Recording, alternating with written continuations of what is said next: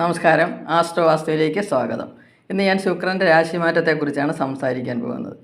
സുഖഭോഗങ്ങളുടെയും സമ്പത്തിൻ്റെയും ആർഭാടത്തിൻ്റെയും പ്രണയത്തിൻ്റെയും ഒക്കെ കാരകനായ ശുക്രൻ 2024 ഓഗസ്റ്റ് 25 ചിങ്ങൻ രാശിയിൽ നിന്നും ശുക്രൻ്റെ നീചരാശിയായ കന്നിരാശിയിലേക്ക് സഞ്ചരിക്കുന്നു. സെപ്റ്റംബർ 18 വരെയാണ് ശുക്രൻ്റെ കന്നിരാശിയിലെ സ്ഥിതി. നീചരാശിയിൽ ശുക്രൻ്റെ ബലം കുറയുന്നു. പക്ഷേ സർവേശ്വരകാരകനായ ഗുരു തൻ്റെ 5ാം ഭാവദൃഷ്ടി കൊണ്ട് ശുക്രനെ വീക്ഷിക്കുന്നു. ശുക്രനും ഗുരുവും ശത്രുഗ്രഹങ്ങളാണ്. പക്ഷേ ഗുരുദൃഷ്ടി ദോഷം ചെയ്യുകയില്ല, ഗുണം ചെയ്യുകയുള്ളൂ. അങ്ങനെ ശുക്രന് ശക്തി കൂടുന്നു. ശുക്രൻ്റെ ഈ രാശിമാറ്റം 12 രാശിയിലുള്ള 27 നക്ഷത്രക്കാർക്കും പല വിധത്തിലുള്ള ഗുണഫലങ്ങൾ കൊടുക്കുന്നു. ഇതിലേതൊക്കെ രാശിക്കാർക്കാണ് ഗുണഫലങ്ങൾ കൂടുതലായി ഉണ്ടാകുന്നതെന്ന് നമുക്ക് പരിശോധിക്കാം. കന്നിയിൽ നിൽക്കുന്ന ശുക്രൻ മീനത്തിൽ നിൽക്കുന്ന രാഹുവിനെ ദൃഷ്ടി ചെയ്യുന്നുണ്ട്. രാഹു ഊഹക്കച്ചവടത്തെയും അന്യായമായ പണസമ്പാദനത്തെയും പ്രേരിപ്പിക്കുന്ന ഒരു ഗ്രഹമാണ്. ആയതിനാൽ ശുക്രൻ്റെ ഈ രാശിമാറ്റത്തിൻ്റെ ഫലങ്ങൾ കൂടുതലും ഇതിനെ ആസ്പദമാക്കിയായിരിക്കും നടക്കുക. ഇതേതൊക്കെ രാശിക്കാർക്കാണ് ഇതിൻ്റെ ഫലങ്ങൾ കൂടുതൽ വരുന്നതെന്ന് നമുക്ക് നോക്കാം. ആദ്യമായി ഇടവക്കൂറാണ്. കാർത്തിക മുക്കാൽ, രോഹിണി, മകയിരമര എന്നീ നക്ഷത്രങ്ങൾ ചേർന്നതാണ് ഇടവക്കൂറ്. ജന്മരാശി അധിപനും 6ാം ഭാവാധിപനുമായ ശുക്രൻ ഇടവത്തിൻ്റെ 5ാം ഭാവത്തിലൂടെയാണ് സഞ്ചരിക്കുന്നത്. 5ാം ഭാവം മനസ്സ്, ബുദ്ധി, പൂർവ്വപുണ്യം, ജ്ഞാനം എന്നിവയുടെ ഭാവമാണല്ലോ. മേൽപ്പറഞ്ഞ കാര്യങ്ങൾക്കെല്ലാം പുഷ്ടിയുണ്ടാകുമെന്ന് സാരം. ഇവർക്ക് സന്താനങ്ങളെ കൊണ്ട് നേട്ടങ്ങളും സന്തോഷവും ഉണ്ടാകും. കുട്ടികൾക്ക് വിദ്യാവിജയമുണ്ടാകും. ഉദ്യോഗാർത്ഥികൾക്ക് ആഗ്രഹിക്കുന്ന ജോലി ലഭിക്കും. നാനാതരത്തിലുള്ള സമ്പത്ത് ഇവരുടെ കയ്യിൽ വരും. വീട്, ഭൂമി എന്നിവയുടെ ക്രയവിക്രയങ്ങളിൽ വൻ നേട്ടമുണ്ടാകും. പൊതുവെ പുത്രസുഖവും കുടുംബസുഖവും തൊഴിലിൽ ഉയർച്ചയും ധാന്യാദി ലാഭവും വസ്ത്രാഭരണങ്ങളുടെ ലാഭവും ഇവർക്ക് ഉണ്ടാകുന്നു. രണ്ടാമതായി മിഥുനക്കൂറാണ്. മകയിരമര, തിരുവാതിര, പുണർദം മുക്കാൽ എന്നീ നക്ഷത്രങ്ങൾ ചേർന്നതാണ് മിഥുനക്കൂറ്. മിഥുനക്കൂറിൻ്റെ 5ഉം 12ഉം ഭാവാധിപനാണ് ശുക്രൻ. മിഥുനത്തിൻ്റെ 4ാം ഭാവത്തിലൂടെയാണ് ശുക്രൻ സഞ്ചരിക്കുന്നത്. മാതൃസുഖവും കുടുംബസുഖവും സാമ്പത്തിക അഭിവൃദ്ധിയും ഉണ്ടാകുന്നു. ശുക്രൻ 12ാം ഭാവാധിപനായതുകൊണ്ട് ആർഭാടത്തിന് വേണ്ടി പണം ചിലവാക്കും.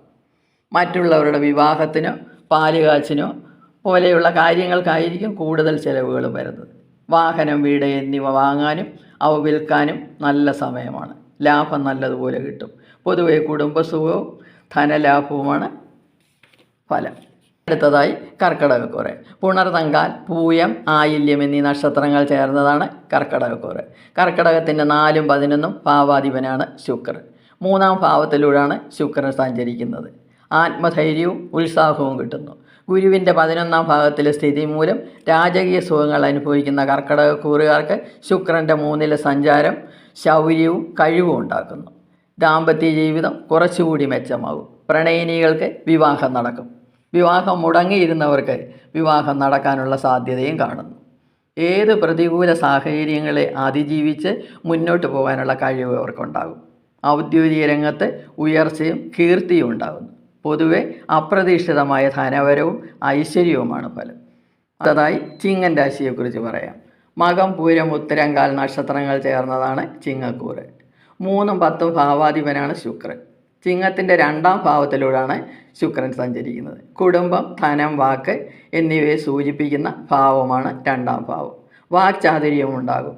നല്ല സംസാരം കൊണ്ട് ബിസിനസ് തലത്തിലും ഔദ്യോഗിക തലത്തിലും മികവ് കാണിക്കും. കുടുംബസ്നേഹമുണ്ടാകും. പലതരത്തിലുള്ള ധനം കയ്യിൽ വന്നു ചേരും. കുടുംബത്തിലുള്ളവരെ ഏറ്റവും കൂടുതൽ സ്നേഹിക്കുന്ന ഒരു സമയമാണ്. പ്രത്യേകിച്ചും സഹോദരങ്ങളോട് സ്നേഹം കൂടും.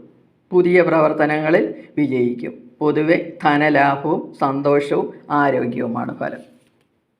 അടുത്തതായി തുലാൻ രാശി. ചിത്തിരേര, ചോതി, വിശാഖമുക്കാൽ എന്നീ നക്ഷത്രങ്ങൾ ചേർന്നതാണ് തുലാൻ രാശി.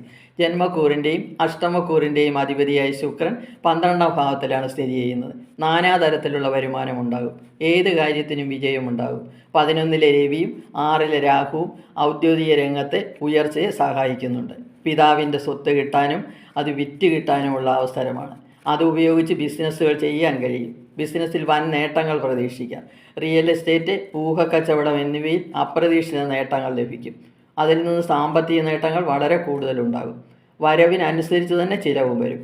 12ലെ ശുക്രൻ ആർഭാടങ്ങൾക്ക് വേണ്ടി പണം ചിലവാക്കും. പൊതുവെ ധനവരവും കുടുംബസുഖവും പ്രതാപവുമാണ് ഫലം. അടുത്തതായി വൃശ്ചികൻ രാശി. വിശാഖങ്കാൽ, അനിഴം, കേട്ട എന്നീ നക്ഷത്രങ്ങൾ ചേർന്നതാണ് വൃശ്ചികൻ രാശി. വൃശ്ചികത്തിൻ്റെ 7ഉം 11ഉം ഭാവാധിപനാണ് ശുക്രൻ. 11ാം ഭാവത്തിലൂടെയാണ് ഇപ്പോൾ സഞ്ചരിക്കുന്നത്. 11ാം ഭാവം ഇഷ്ടസാധ്യങ്ങൾ, ലാഭം എന്നിവയെ സൂചിപ്പിക്കുന്നു. സർവാഭീഷ്ടഭാവമായ 11ാം ഭാവത്തിൽ ശുക്രൻ സഞ്ചരിക്കുമ്പോൾ നിങ്ങൾക്ക് എല്ലാ ആർഭാട ജീവിതവും കിട്ടും. വാഹനം, വീട്, ഭൂമി എന്നിവയെല്ലാം ലഭിക്കും. ഔദ്യോഗിക രംഗത്ത് കീർത്തി ലഭിക്കും. കലാകാരന്മാർക്ക് അവസരം കൂടും. പ്രശംസയും പുരസ്കാരങ്ങളും ലഭിക്കും. ഉദ്യോഗസ്ഥർക്ക് ഉയർന്ന പദവികൾ ലഭിക്കും. കുടുംബ പ്രശ്നങ്ങളിൽ നിന്ന് മോചനം ലഭിക്കും. പൊതുവെ ധനലാഭവും പ്രതാപവും കാര്യവിജയവും ആണ് ഫലം. ഇനി അടുത്തതായി മകരക്കൂറ്. ഉത്തരാടമൂക്കാൽ, തിരുവോണം, ഔട്ടമര എന്നീ നക്ഷത്രങ്ങൾ ചേർന്നതാണ് മകരക്കൂറ്. 5ഉം 10ഉം ഭാവാധിപനായി ശുക്രൻ സഞ്ചരിക്കുന്നത് 9ാം ഭാവത്തിലൂടെയാണ്. ഗുരുക്കന്മാർ, ഭാഗ്യം, പുണ്യം എന്നിവയുടെ ഭാവമാണ് 9ാം ഭാവം. ഭാഗ്യ പരീക്ഷണങ്ങളിൽ വിജയമുണ്ടാകും. പൂർവിക സ്വത്ത് കിട്ടും. കൃഷിയിൽ നിന്ന് ആദായമുണ്ടാകും. പ്രേമബന്ധം, ദാമ്പത്യ ജീവിതം എന്നിവയിൽ ഊഷ്മളത കൂടും. ഉദ്യോഗസ്ഥർക്ക് പ്രമോഷനുകൾ ലഭിക്കും. ഉദ്യോഗാർത്ഥികൾക്ക് വിചാരിക്കുന്ന ജോലി ലഭിക്കും. വിദ്യാർത്ഥികൾക്ക് ഭാഗ്യാനുഭവങ്ങൾ വർദ്ധിക്കുന്ന സമയമാണ്. പിതാവിൻ്റെ സ്നേഹവാത്സല്യങ്ങൾ ലഭിക്കും. ഊഹക്കച്ചവടം, റിയൽ എസ്റ്റേറ്റ് എന്നിവയിൽ വൻപിച്ച നേട്ടങ്ങൾ പ്രതീക്ഷിക്കാം. പൊതുവെ അഭീഷ്ടലാഭവും ആരോഗ്യപ്രാപ്തിയും വസ്ത്രധനാദി ലാഭവുമാണ് ഫലം. മുകളിൽ പറഞ്ഞിരിക്കുന്ന 7 രാശിക്കാർക്കാണ് ശുക്രൻ്റെ രാശിമാറ്റം കൊണ്ട് ഗുണഫലങ്ങൾ കൂടുതലായി അനുഭവപ്പെടുന്നത്. മറ്റുള്ള രാശിക്കാർക്ക് വലിയ ദോഷങ്ങളൊന്നും സംഭവിക്കുകയില്ല. എന്നാൽ ഗുണഫലങ്ങൾ കൂടുതലായി ഉണ്ടാകുന്നില്ല. ശുക്രപ്രീതിക്കായി ദേവീ ക്ഷേത്ര ദർശനം നടത്തുകയും ദേവീ കീർത്തനങ്ങൾ എല്ലാ ദിവസവും ജപിക്കുകയും ചെയ്യുക. എല്ലാവർക്കും നല്ലത് വരും. എല്ലാവർക്കും വേണ്ടി പ്രാർത്ഥിച്ചുകൊണ്ട് നിർത്തുന്നു. ഇനി അടുത്ത വീഡിയോയുമായി വരാം. വീഡിയോ ഇഷ്ടപ്പെട്ടെങ്കിൽ സബ്സ്ക്രൈബ് ചെയ്യുക. സംശയങ്ങൾക്ക് വാട്സപ്പ് നമ്പറിൽ ബന്ധപ്പെടുക.